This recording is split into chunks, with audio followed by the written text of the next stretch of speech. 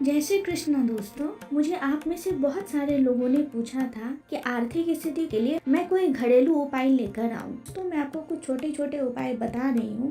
उम्मीद है ये उपाय आपके लिए काफ़ी फायदेमंद होंगे।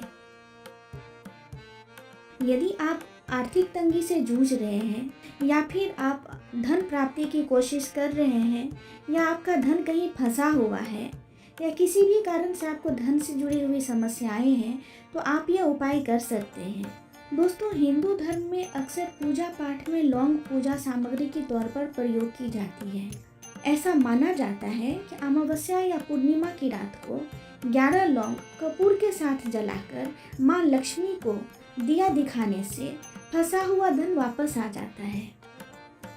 ज्योतिष शास्त्र के अनुसार प्रत्येक शुक्रवार को माँ लक्ष्मी को 2 लौंग के साथ गुलाब का फूल अर्पित करने से वह प्रसन्न होकर सुख समृद्धि का आशीर्वाद देती हैं। घर में अगर पैसा नहीं टिक रहा है तो 5 लौंग की कलियां लाल रंग के कपड़े में बांधकर घर की तिजोरी में रखने से धन लाभ होता है।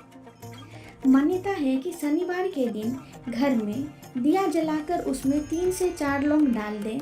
ऐसा करने से सारे बिगड़े काम बन जाते हैं और घर की नकारात्मक ऊर्जा भी समाप्त हो जाती है।